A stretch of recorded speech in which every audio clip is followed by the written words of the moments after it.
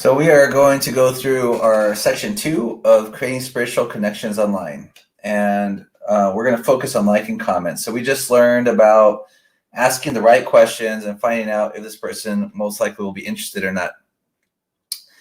And in this one here, in likes comments, it's the first thing, easiest thing to do.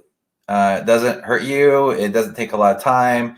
As you're going through your groups or neighborhood groups, and you're building relationships, and if you can be the first one to like, your name will show up on the top when people click on who's like this, and that gives you a little prominence, and the person who wrote the post may want to read you, see your like first and see who you are. So that's just you want to be in the pole position of number one if you can, for liking a post. And likes are something that do often. And as you go through and scroll, I just find ways to like posts, and that's easy to do, especially once you start. Someone's commented on your posts, and you start building a relationship. But before it gets to Messenger, read their posts, watch out for the posts, and like those posts, and they'll show up on their notifications that you've liked their posts, and that's great. They're going to feel like, okay, cool. I'm building this relationship with Steve. He's liked several of my posts, and it just helps kind of build that stronger relationship that may lead to a teaching moment. The other one is commenting. Same goes for comments. If you're the first person to comment, then it will get you you'll get you to the top, and people. It'll be one of the first ones, and that's people pay attention to one of the first ones. You can also then go on and be the last one to comment, or comment often, and that puts you to the bottom of the list, and they see you comment about you again. So here is one where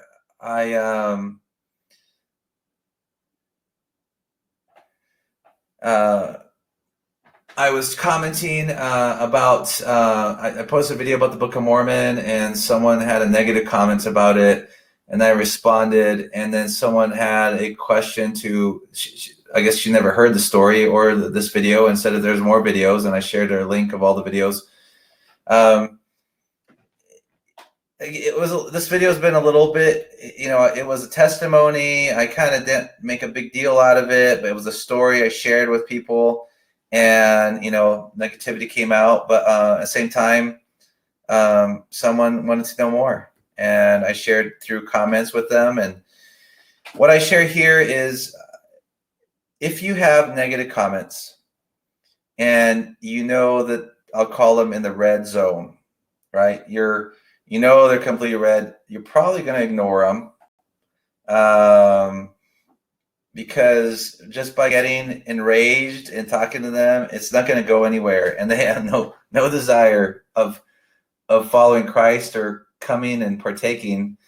But if they are, but if you find people in there that are open, they'll be active. They'll be looking. The only challenge you'll have in this case here is that negative person could also engage with that positive person that is interested, and they just out of spite. And so what I found is it's probably not good to have comments where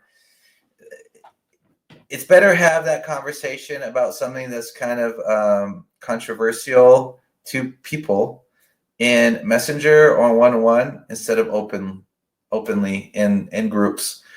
So I kind of stay away from those, and that's kind of lesson here. But you can have positive experiences by sharing as well.